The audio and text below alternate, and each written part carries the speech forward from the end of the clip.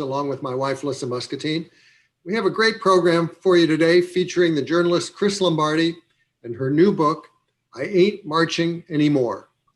For those of you not familiar with how this virtual format works, although you're not visible to us, you'll still be able to ask questions if you'd like. To do so, just click on the Q&A icon at the bottom of the screen. The chat function also will be active, and in that column, you'll find a link for purchasing a copy of I Ain't Marching Anymore. The book is an extensive history of those in uniform who've dissented, going back to the early days of the American Republic and extending to the present. It's a subject that has interested Chris for years, long before she became a journalist. As a college student majoring in English, she wrote a play about draft resistors during the Vietnam War era. She later spent 5 years on the staff of the Central Committee for Conscientious Objectors, coordinating a GI rights hotline for a time, and also compiling a history of the organization. She assisted military rape victims and began speaking out about such issues as hazing, recruiter fraud, and military courts. She got into journalism 20 years ago, but continued thinking about soldiers, focusing a master's project at Columbia on following a veteran of the Iraq War through his first 6 months back home. The idea for I Ain't Marching Anymore began to gel around that time as well. The book, Chris's first, has taken her a while to research and complete, but it was time well spent, as you'll see in the book's wide-ranging scope and extensive detail about the long tradition of resistance within America's armed forces, from the Revolutionary War through the Civil War, World Wars, Vietnam War, and war in Iraq. Publishers Weekly called the book an enlightening roundup, and Kirkus said, anti-war activists and civil libertarians will find aid and comfort in the stories of those who just said no. Conversation with Chris this evening will be Jonathan Hutto, who served in the Navy for 7.5 years in the 2000s, during which he helped mobilize other service members to press Congress to end the war in Iraq. John's experience is described in the final chapter of Chris's book, and he also wrote his own book, Anti-War Soldier, which was published about a dozen years ago. So Chris and John, the screen is yours. All right. Thank you so much, Politics and Prose, for having us on this evening for this very timely, very pertinent discussion. And once again, thank you to my comrade and my friend in the struggle for peace and dignity, Chris Lombardi, for this timely work, a bold work and audacious work, and one that is going to stand the test of time, not just for this current generation of strugglers, but for strugglers and organizers and peacemakers unborn. And so, Chris, thank you again. I'm elated, I'm honored and humbled to be on with you this evening here on King Day, a day on. This day was first celebrated in 1986 in my childhood, a struggle to bring this day about, the drum major for peace. And so, Chris, I guess one of the first things I want to ask you for our listening audience today was just in your introduction, we heard some of the background, but just the inspiration for this book. We ain't marching, I ain't marching anymore, in terms of the impetus and in terms of what inspired you. I always think about, I'm sorry. I always think about when I was as a Senate Committee of Conscientious Objectors, as I mentioned, I coordinated the GI Rights Hotline for a while. GI Rights Hotline was founded in the early 90s by a group of veterans and peace activists who had been, informally answering questions from soldiers and service members who wanted to know about their rights. And they said that it had to be a network. And I go to work for CCO, I'm going to be an editor. And suddenly I'm talking to soldiers every day. And it changed my life. And I coordinated a volunteer team, many of whom were Vietnam veterans. And I learned a lot. I learned a lot about dissenting and dissent in the military. And we had conversations about, this is the 90s, the Clinton eras, how are we going to change things? And I'm like, there's going to be a revolution. It's going to be anti-war soldiers, the only people, veterans, because the only people that really know, then have a sense of how power structure is built and what's needed to change it. And I really believe that. And so I thought about that over the next, 10 years or whatever. And then I had an opportunity to get into a class. I went to graduate school at Columbia, and it was a class on how to make a book. And I said, I want to write a book about the GI rights hotline. And Sam Friedman, who runs this book seminar, it's kind of famous, he said, why don't you make it more broader? Why don't you make it a narrative history of soldiers of dissent? I was like, oh, that's gonna be hard. And it was, but it was good. It was important to do. And so I was thinking that moment. And when I first got into the class, I called a guy named Steve Morse, who I know from Facebook now. Who I see, he lives in Pennsylvania sometimes, or in California. And he was at that point working at CCO, doing what I used to do. I called him, I said, Steve, I'm writing a book about you, because he joined the military to organize. He was at what's now Joint Base, whatever it was, Fort Lewis in Washington State. He was in the brig there. At one point, he got deployed to Cambodia, like start the ground.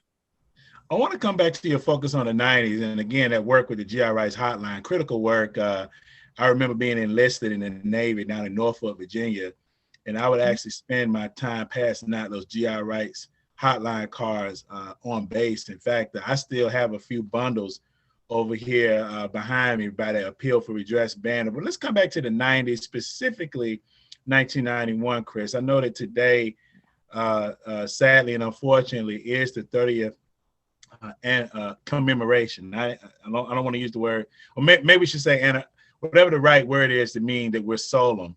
It marks that Desert Shield became Desert Storm.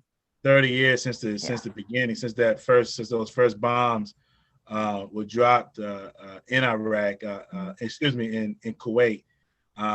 In Iraq. It was they had invaded Kuwait, but then the bombs were dropped in Iraq. Absolutely. This happened on King Day in 1991. For where were you at that time, Chris? I had to move to San Francisco. I wasn't really an activist at that point.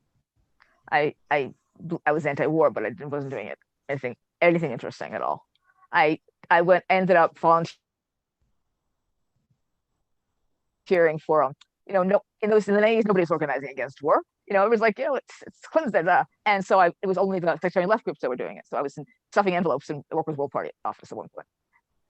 But there were organizations that were, and CCO was doing it. I didn't know that, who were organizing to change things. But I was crying on the little staff lounge the day that the bombs started dropping.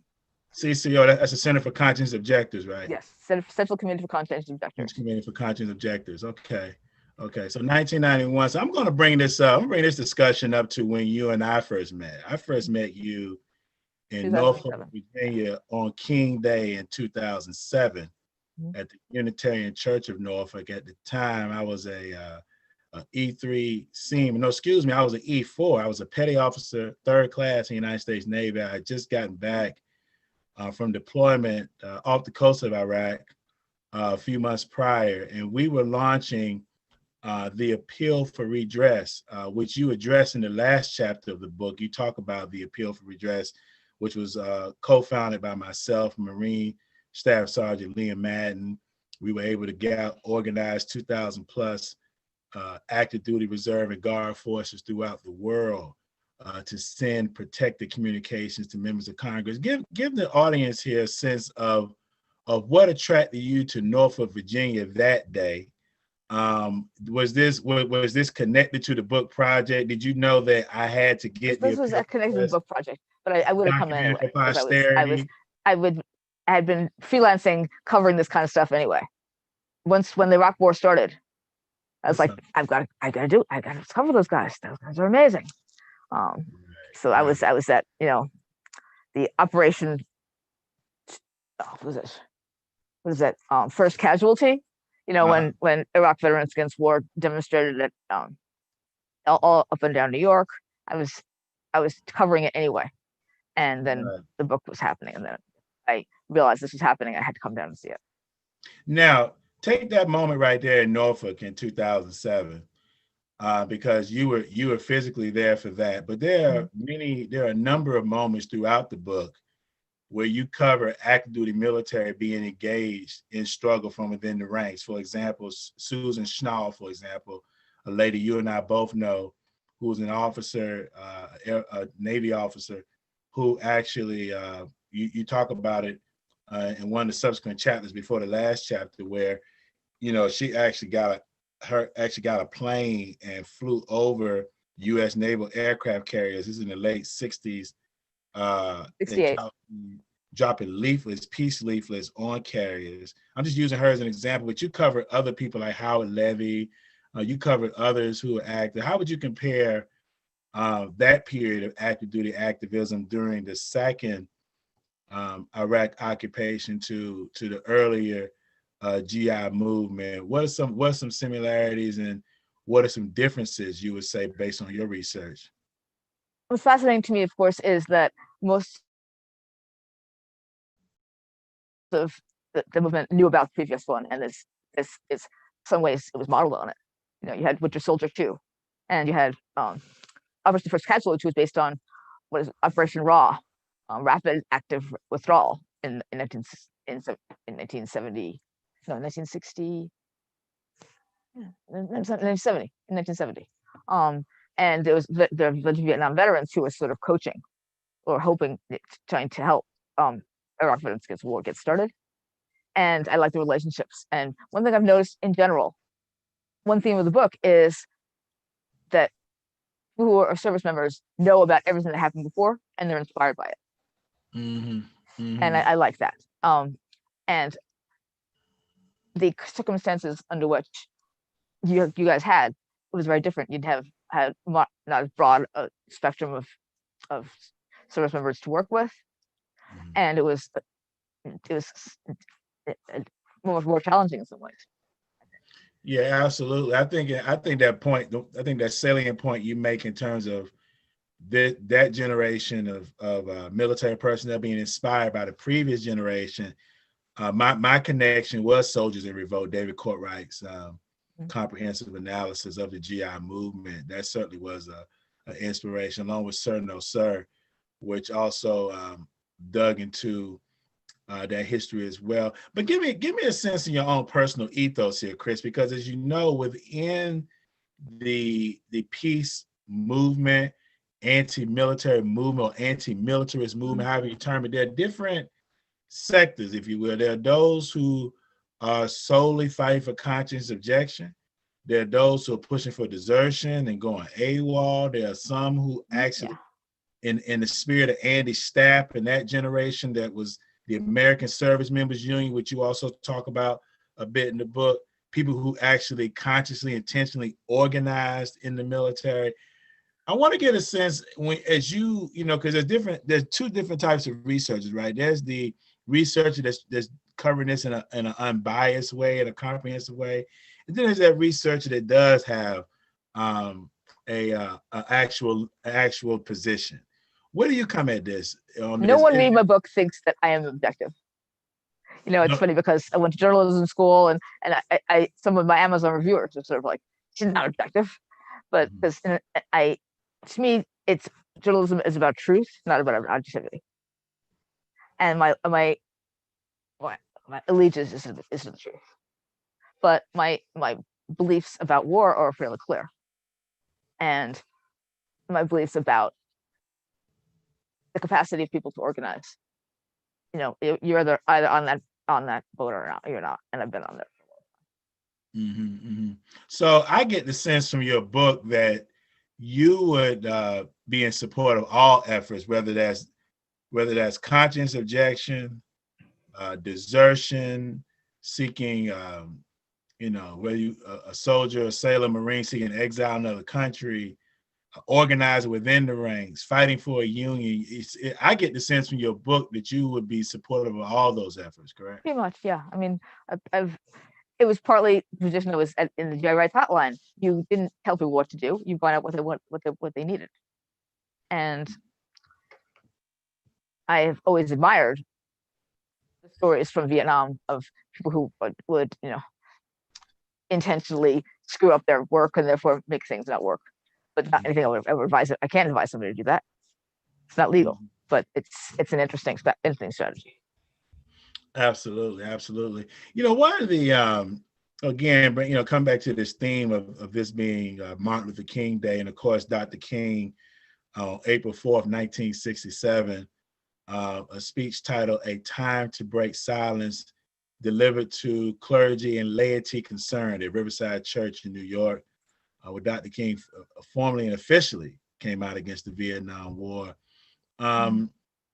Attention that caused within certain sectors of the African-American leadership at that time, who thought that King shouldn't be going beyond the if you will, the banner of civil rights. They didn't see the civil rights being connected to the fight against global imperialism, but also this tension.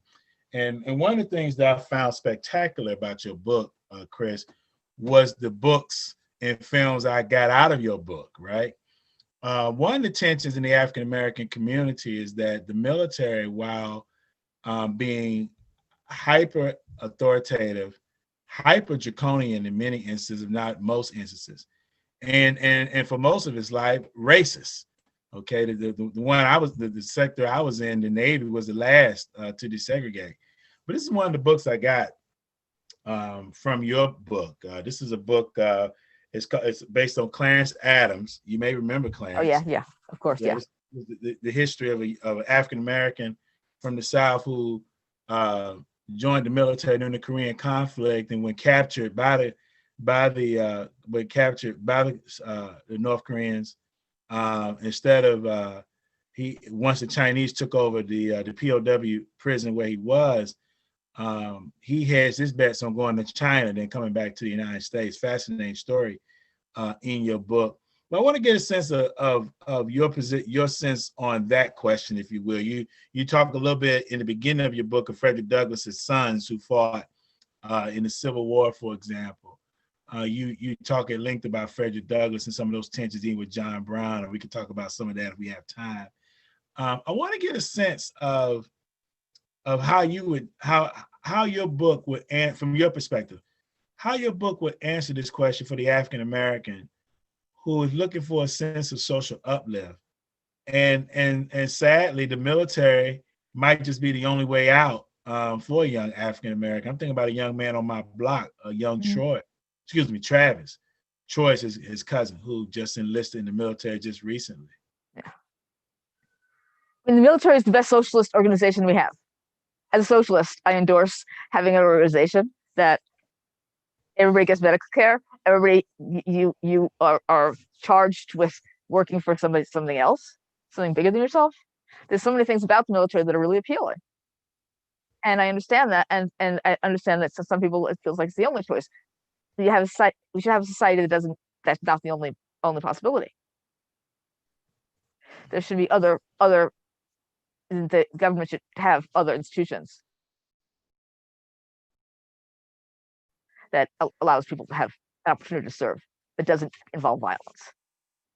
But and I talk to people like that on the train or whatever. I'm like, take care of yourself. Make sure you know your rights. Don't say don't go because you're gonna kill people. They'll make the decision themselves. Mm-hmm. They know where I am. It's easy enough to find out. Mm-hmm. Mm-hmm. So based on that ethos, then how do we gauge the whole question of how should we gauge the whole, from your perspective, based on your book, as a tool? Because as an organizer, I'm looking at your book as a tool. How should we gauge questions of selective service specific to the African American community? For example, questions of NJROTC high schools, questions of recruiters in the high schools, questions of the ASFAB being given to young people. Should we fight those tools going into to our young people, specifically communities of color? Should we fight that? And you have to offer alternative perspectives. When I was at CCO, I organized people all over the country who what they got from school boards was allow a veteran to come, allow to have a different perspective. It's not only these recruiters in high schools, they're there every week, and young people's image of the military is all that, and they don't have any other perspective. Mm-hmm. Mm-hmm. And so I always fight to get more information. Right. Your answer brings up the image in my mind of the history of the late John Judge. I'm sure you may know. Oh yeah. Choices in DC. That was his line. His line was, give us a chance to also present our information. Give us a chance to also present the alternatives to military service to our young people. So Chris, I want to get back into back to that piece I was hitting on in terms of, because one of the things again with your book is what I learned from it. So again, Clarence Adams, had never known the history of Clarence Adams. I'm looking forward to reading his book, but also I heard of this book, but I picked it up through your book, All Quiet on the Western Front. I actually saw the film. Read that yet. I actually saw the film. I got the book because of you. So look, it's through your book, Chris, that I got two other books. How about that? Yeah. But All Quiet on the Western Front, my wife and I watched this together probably about a month, maybe a month and some change ago. And just seeing how young people were just recruited to slaughter, based on love of God and country, and the Kaiser being integral to their prayers for dinner, was just it was heartbreaking. It was very, very somber and heartbreaking. But you interwove all of that within your book. Is that one of the things you were looking to do as well, Chris? Is to bring that foundational history into your book as a way?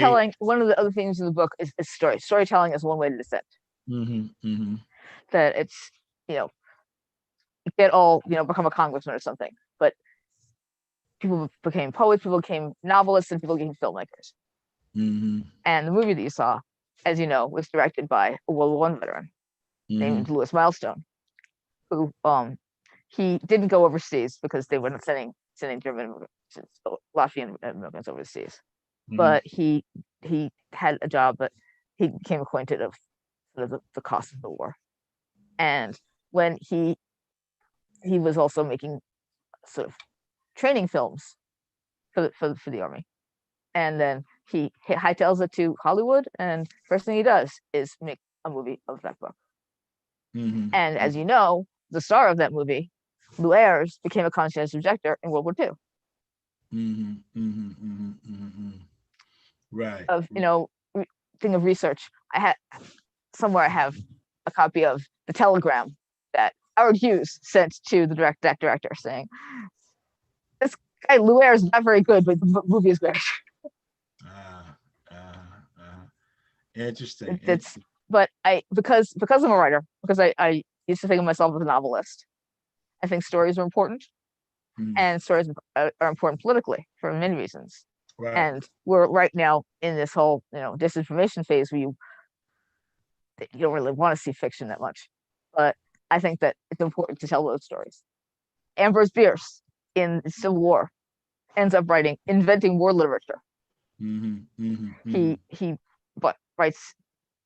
And the essay that I quoted was "When I Saw Shiloh" was his battle of Shiloh. But he has whole collections of books of stories called "Tales of Soldiers and Civilians," and they didn't sell very well actually. Mm-hmm. But he defines something that years later, he has a story called a story about the deserter. I don't remember now, about a deserter that's so famous, and I heard it from veterans at Iraq Veterans Against War. They read that. Mm-hmm. Mm-hmm. No, this is awesome. This is good stuff. Now, that's one of the things I thought was really great about your book was the resources that not just historical, but also even current, films and books that you even films that came out during the Iraq War period that specific to drone warfare. There's a couple that I've seen. The name is not hit me right now, but there's a couple of them that I've seen related to drone warfare. And National Bird. Well, yeah, yes. And then also National Bird has just finishing a movie right now about Reality Winner, Uh-huh. was the young one who is still in prison right now because she found out about Russia going after her voting machines. Okay. And she sent that to The Intercept and got screwed. But she's still in jail now. And Sonia Kennebec, who made that movie about the drone war. And she's also a drone veteran because as a translator, she was helping drone missions with her work. Mm-hmm, mm-hmm. Give me a sense of, I'm looking at the time here. I see we have about, look like we got maybe 10 questions in the chat. And so we're probably gonna talk maybe like another maybe 9 to 10 minutes, Chris. And I want to make sure we get all these questions answered here. But hold on, Simon. So maybe those questions will come back up again. Yeah, I'll see them again. Look at that. I look at them too. Yeah, definitely. But Chris, I want to again, one of the things I was touching on earlier is the fact that your book covers the gamut. It covers a broad spectrum of strategy, organizations that were founded, like Vietnam Veterans Against the War, for example. You talk a little bit about those tensions within VVAW, the evolution of VVAW, for example.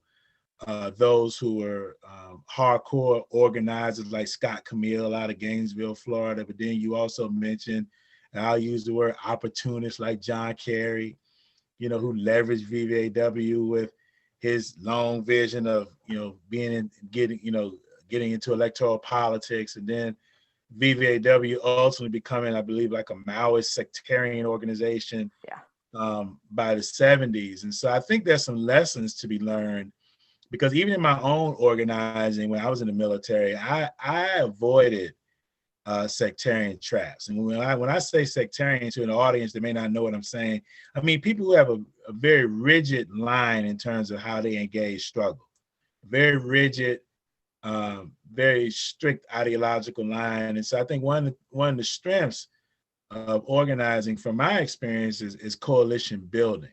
And so I think there's some lessons to be drawn. Where do you come out on that, Chris? You covered the gamut of it. You covered, I'm using VVAW as an example, but where do you come out on that question? Well, VVAW is, I always say that I will never forgive the RCP for destroying VVAW. But, now tell our listening audience who the RCP is. The Revolutionary Communist Party. Okay. All right. They actually do a lot of actual organizing work that I respect. This organization called Refuse Fascism. Refuse Fascism. Who else is fighting fascism like 10 years ago? Now we have these fascists that we have to fight now that we saw last week. But in general, I understand that. But that what you call that rigid approach, right? That they tend to have fit their work into a slot of what they think will happen next. Mm-hmm. I was in what is it? 40 years ago now, I was at the Women's Pentagon Action. Mm-hmm. This was in 81. Reagan elected the year before. We all thought we were going to die. It was going to be a nuclear war. It was a feminist action, and it was organized in sort of emotional stages. It was amazing thing. But there were some women there who were carrying around these newspapers, and all they were doing was doing angry chants because they couldn't handle the complexity of the response that was asked for. Mm-hmm. And I'm like, who are they? And they were the RCP. Mm-hmm. And they were all about free Zhang Jing, because Zhang Jing was in prison. Mao's widow was still in prison, and that was terrible. And I learned to be suspicious of those guys over the years. So I've been looking at sectarian leftists for a long time. Yeah. In my own experience, and I had people on. So with the appeal for redress, which you covered, you remember the two major front organizations, and you talk about them in the book, was United for Peace and Justice, mm-hmm. Which was a broad coalition, which included the Democratic Party, left liberals, right? And then you had the Answer Coalition, Act Now to Stop War and Racism. So I was with the appeal for redress, we had people trying to pull us both ways, work with Answer, don't work with UPFJ. Work with UPFJ, don't work with Answer. Well, our position was we work with them all. The first group that I would not work with was World Can't Wait, because that's SRCP. And okay, I vaguely remember them, but we were never we were never approached by the RCP formally. Yeah. Although the RCP is Baba Vakian, is that his name? It's the Vakian stuff, yeah. Yeah. They have a lot of money for some reason. I remember I don't that know why. name. They have a lot of money. But no, we remember doing an interview with them. But come back to my central point. I remember the way you covered VVAW, I thought showed the evolution of how an organization can rise to its zenith. You know, like Winter Soldier, for example, in Detroit, and then throwing the medals in Washington, D.C. I can rise to the zenith, and then how it can plummet if it becomes rigidly ideological to the point where where the organization is of no use to the actual masses of the people. And I think that is and so I think there's a difference between being this is a lesson I drew from your book. It's a difference. There is a difference between being ideological and being an ideologue. I just want to put that out there for the listening audience.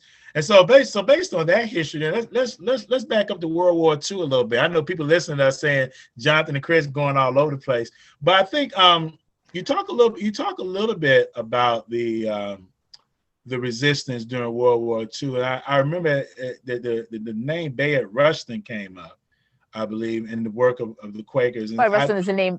Usually on Luther King Day, I'm watching Murder Outsider, which is the great biopic of Bayard Rustin. It is. I've seen that too. The reason why I found your coverage of Bayard to be fascinating is because this is Bayard when he was a hardcore pacifist. When he went to jail and faced, I'm thinking during World War II, this must have been a 3.5-year term in jail. And I'm juxtaposing that Bayard Rustin to where he was in the 60s in relationship to Dr. King and his conscience objection. By that time, Bayard Rustin was clearly entrenched within the Democratic Party and the Lyndon Johnson surrogate. But talk to us a little bit about Bayard's resistance during World War II as an example or not an example of the resistance that was taking place at that time during the early 1940s. Was Bayard Rustin tip of the spear? Were there mass conscious objection in World War II was not a popular position, obviously. And he was a great example of he was Quaker. And Quakers, you know, whatever you want to say about Quakers, they are solid, and they're solid from 1665 to now. And he also, as you know, he was very openly gay, which was never anything anybody did. And that's one of the reasons that he is not as famous. This to some of you, they should be talking about him every day, but they don't. But he was actually a big organizer of everybody. You know, he was pacifist. You know, he worked for Fellowship of Reconciliation, and they had him going and working with youth everywhere on all kinds of things. So it wasn't a question of, you know, you have to be a conscious objector. It was more trying to develop people leadership. He was also rode the first freedom ride for anybody else. He used those tactics, you know. Right. This was I should mention that he went to India between being in prison for being a CO in the 40s.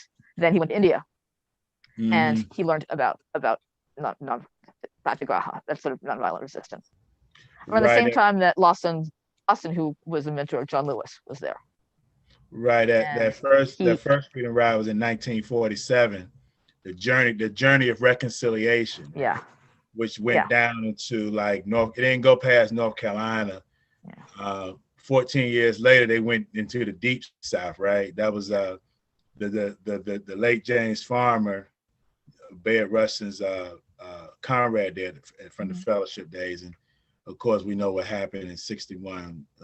Bless their souls forever. But one of the questions that come up when you talk about Bayard Rustin's inspiration coming from his Quaker background, born in Pennsylvania, Westchester, I believe, in 1922, I believe. Give us a sense of your research in terms of that connection. Do most of the major figures that you've come across who did take these bold stances, did their inspirations come from being Quakers and being Mennonites and being Christian inspired in that way? There's a whole stream of Christianity in there. Was there this religious inspiration for most you found? I don't think most. I mean, it's funny because I'm right now working on a contribution to a chapter about conscious rejection to a textbook, and looking at you first thing you're doing is tracking. You only hear about it with religion at first. We're talking about the 17th century. You only talk about religion with Protestants, actually, specifically. Doesn't mean that there weren't other people in other faiths that were having these experiences, but people who went on record that we know about saying, Jesus, did not disarm Peter. In disarming Peter, he ungirt all swords, and therefore I will not be a soldier. Mm-hmm. And that was one where the track was Christian, but then as things diversify, mm-hmm. and if you talk about as recently, certainly as far back as World War I, there's a very strong secular trend you see also. I got you. And sort of like people's deep beliefs, however people want to organize them. I got you. And before we go into the questions, and Chris, I'm enjoying this dialogue with you. We're going to take this offline. Yeah, we'll talk about it later. There was a piece in the book where I was fascinated by this, by the way. There's a piece in the book where you get into where the abolitionist movement was on these questions, specifically around the Mexican-American War, people like William Lloyd Garrison, Henry David Thoreau, and you even brought it up to Bleeding Kansas and John Brown and the challenge of pacifism, and the fact that at that point, being that slavery was expanding, because that's what the Mexican-American War was, even though it wasn't taught that way in popular narrative history. But the Mexican-American War was a war for the expansion of slavery, primarily an expansion of slave territory. Then you get, Bleeding Kansas, which became a battleground in terms of the expansion of slavery. We know the history of John Brown and his sons going out to Kansas, and others, free staters, doing battle. And the move tactically and strategically that many who had been pacifists up to that point had now become endorsers of a war strategy in order to bring about abolition. This is one final question I ask before we get into the questions here. I'm gonna bring this up until today in terms of this question or this challenge of just war. In terms of this, in other words, we're not peacekeepers, right? Yeah. We're peacemakers, right? We're in the act of making peace. Mm-hmm. And so in the act of making peace, Chris, from your research, but also, as you say, you're not objective, you're subjective. Is there a time that in order to bring about peace, looking at this fascist movement that's growing in America at this point, is there a time, looking at the historical question, we can answer that question on how are we going to stop the Nazis, for example? That question has been answered for us historically. Is there a time for just war for us to bring about the just peace, from your research and from your analysis? It's not a place that I tend to go. I understand. I talk about the war, and that was all. I was thinking about that recently because at the point that you're talking about Bleeding Kansas, abolitionists have been doing this work for a long time. They've been really fighting for years and years, and they're getting in despair. That's what happened. It's getting worse. And is that what's happening now? We don't know. I don't think that we're in a position right now to organize anything rational about it in that way. I think that the prospect of what can be done with nonviolence, the prospect that can be done with dialogue, has not been exhausted. So Chris Lombardi is an absolute pacifist. I don't see there's so much that can be done with nonviolence that has not been tried. All right. We got 20 minutes to go. Let's check our question and answer, Chris, and see what we have here. We have Fred Merchant here. Fred asked, Fred, thank you for being with us. Fred asked the question, Chris, can you give hi, Fred. us, can you give us he wants to know, can you give us a thumbnail of the situation of conscience objectives in the U.S. military of 2021? So when Fred says thumbnail, I guess he means like a number or a summary or a synopsis of where COs are today and how the military establishment is responding to COs today. It's hard. Those figures are hard to get out of the military because they don't like to track them. Center on Conscience and War, which is the organization that sort of replaced the one that I worked for, the National League, they managed to something along the lines of 200 non-Chinese objectors that they worked with. It's okay. So it's hard data, but the GI Rights Hotline should have some data in terms of people who they've helped and who they've aided, right? Of course, you're on the board of the Center for Conscience and War, so you all would have some. Yeah, I mean, it goes in and out. How much the conscience objectors? I don't know the actual figures right now. I can't give you. Right, I'll look them up. In the book I have the figures in the books that I talk about in the 90s, and rather up until 2020. And this next question we have here, Chris, what difference, if any, do you see with military objectives during times of the draft versus an all-volunteer military? This is from Nancy Pert, who asked that question. Difference between objectives during times of the draft versus the time now. We haven't had a draft since the early mid-1970s. So how would you answer that question, Chris? I think it's the shift that's happened overall is totally different. Things are quite different in terms of why people are there, and we have that was called the poverty draft. And it's not, in some ways, the military law has shifted. It has shifted in some ways because the military, the regulation has gotten very specific. If you can show that you had a crystallization point, something made you believe that you can't do it anymore. But the thing is that what has not happened is we don't have a selective objection. You can't object to this war and not that war, and that's hard. A lot of people, they can't say they would never that they are not. They would never fight anything. They just don't want to fight this particular war in Iraq or Afghanistan or whatever it is. And in some ways, they think that I do believe that people should be allowed to do that, but that's not how military law is right now. The difference that we see is that the flood is different, I think. I got you.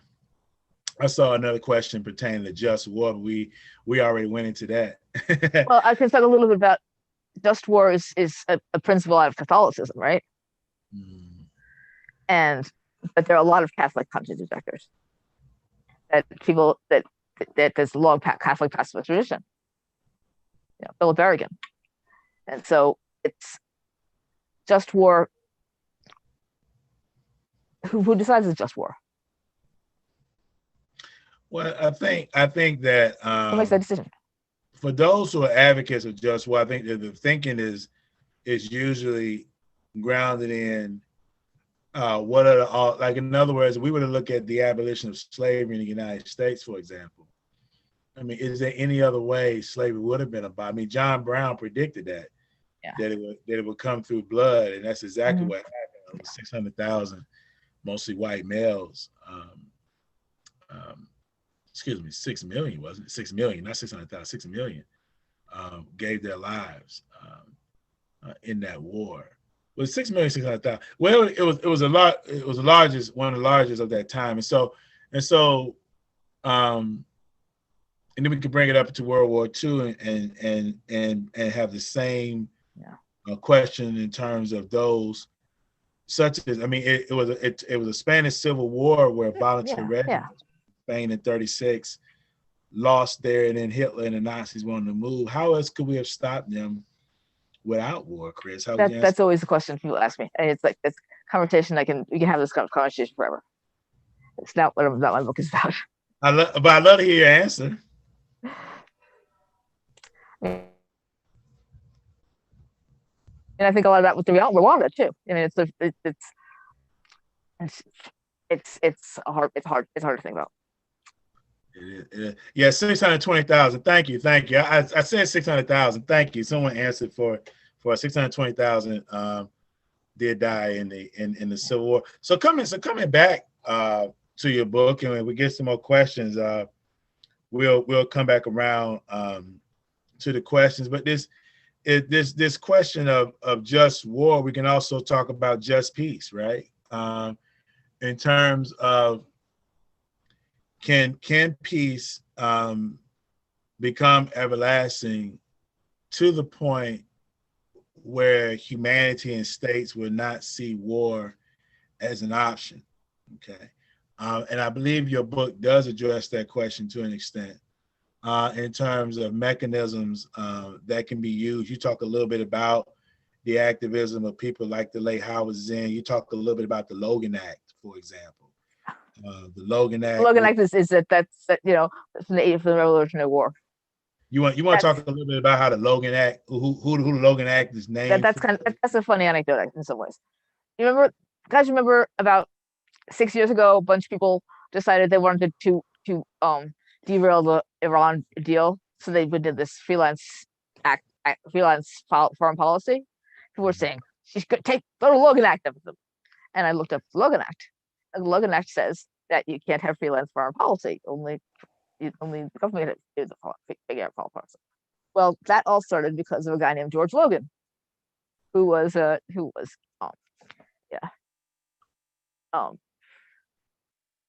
he had fought in the Revolutionary War as a veteran, and when there was the possibility of war with France, which became, everybody knows who watches Hamilton knows about this, was that they were going to go fight with France at some point, and he decided he knew French. He was just going to go to France and talk him out of it, and it worked kind of, but John Adams was pissed off at him, and that's how he ended up with the Logan Act. Right, and so how the Logan Act came into my consciousness was probably in the early 1980s. There was an African-American Navy bombardier named Robert Gutman who was shot down over Syria in late 1983, right before the beginning of the Democratic Party nomination process. And that was the year that Reverend Jesse Louis Jackson had entered into that race. And so he decided he organized his own delegation to then meet with President Assad to lobby, and then ultimately got Robert Gutman released. But I remember there was this talk in the press, and in my little mind, I kept hearing about, is Reverend Jackson violating the Logan Act? That was what it was. You know, who is he representing? You know, is he representing the United States? Is he not? Who is he talking for? You know, so to see you go into the history of who Logan was, George Logan, and then some of the subsequent individual acts of international lobbying advocacy, but not on behalf of states, but on behalf of people, not on behalf of nation states, but on behalf of those on the margins, those who are being perished. Think about the late Howard Zinn and others, Ramsey Clark, and this is Ramsey Clark post him being Attorney General, of course, and others who have led these international delegations. There were a number of people who went to Vietnam during that period, for example.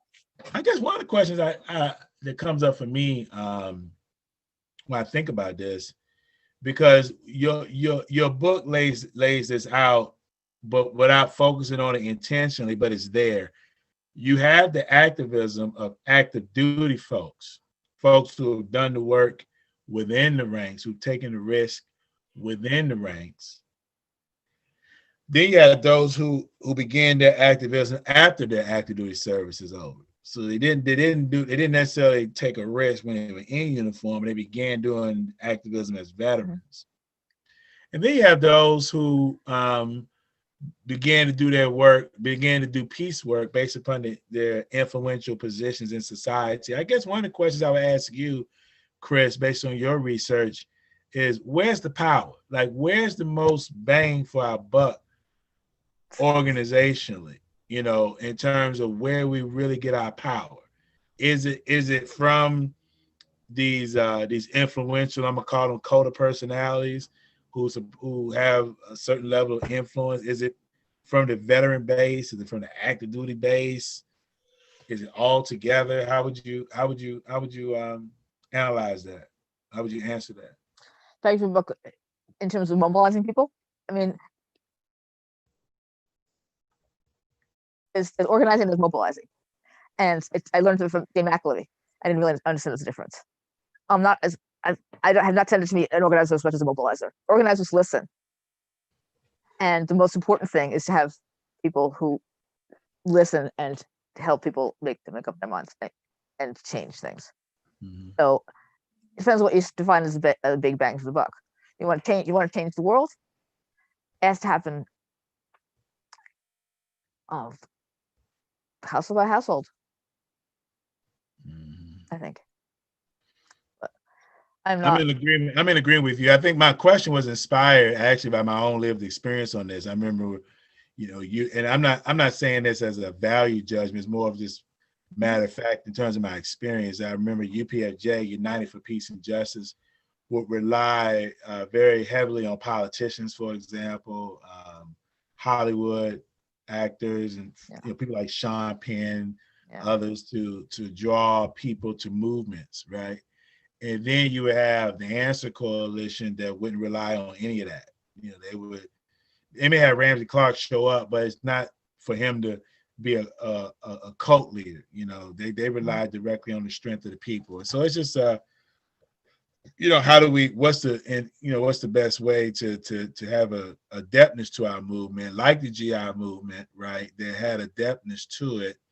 The GI Coffee House movement, for example, which you talk about in the book as well. Let's talk a little bit about some more lessons from this movement. I'm looking over here to see if we have any more questions coming in from. It seems like we got one question that just came up here, Chris. Okay, here's a question, Chris. This is from Fred Marchant.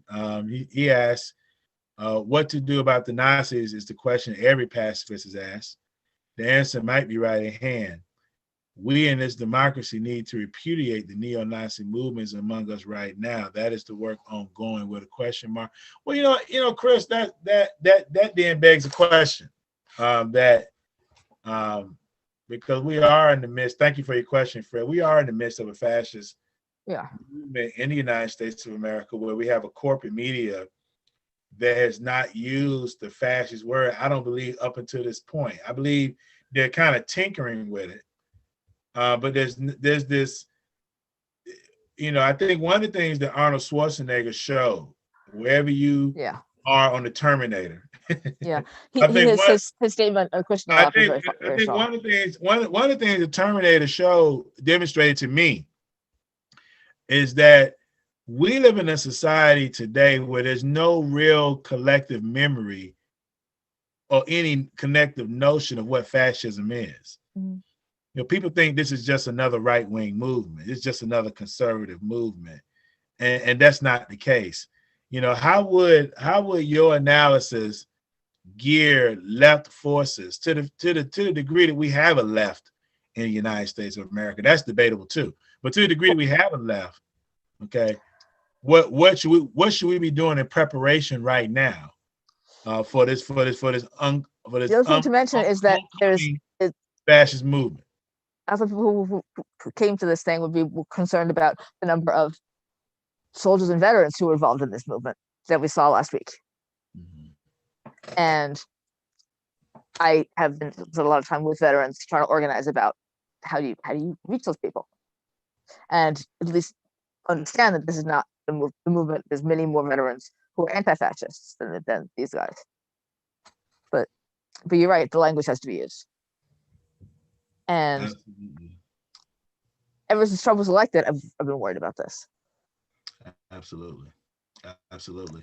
And so what your book showed a generation ago, for example, was the intentionality of leftists intentionally entering the military and organizing the military. You talk a little bit, and indirectly you talk a little bit about the American Service Members Union and their newspaper, The Bond, which was propagated on military baby, not just The Bond, a host of there were so many. There were like 300 of those. Newspapers, GI Press. One of my former professors at Howard University was part of a group that published a paper called Fragging Action.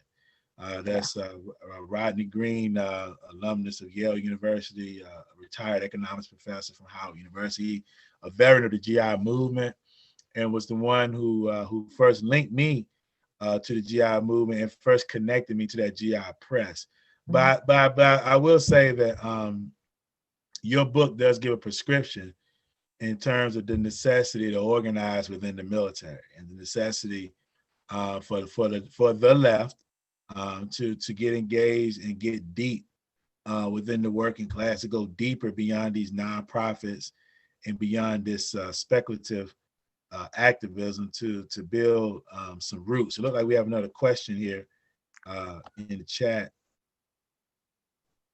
Okay, there's a statement there. Okay, here's a question from an anonymous viewer. It wants to know any thoughts. Oh, there's an article about rooting out. I didn't see that. Tell me. Thank you. I'll find it. There's an anonymous a question from an anonymous viewer. Any thoughts about gun control laws as a path to peace, Chris?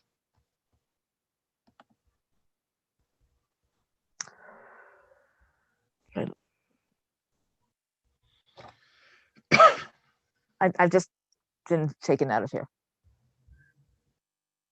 Chris, you got it. Wait, now I'm back. So my computer sent me over somewhere. Repeat what you just said, because I that my computer suddenly sent me somewhere. Any thoughts about gun control laws as a path to peace? That was a question. Instinctively, I've been like melt all the guns, but that's not possible. It's or the Chris Rock thing about bullet control. There's so much. What's happening right now is so frightening, and if we didn't have this many guns in the country, we wouldn't be scared about it. But it's not. This country will not do that. And one final question that we have here from Rachel Rollins. She asked a question to both of us. She said, "Can we speak to the difference between activists on the left or for peace joining the military from the current problem of white supremacist groups joining?" You want to take that? When we take it first, Chris? I'll look at this again. This is Rachel Rollins. Can you speak to the difference? Can you speak to the difference between activists on the left joining the military versus those from white supremacist groups who join? She wants to know what's the difference.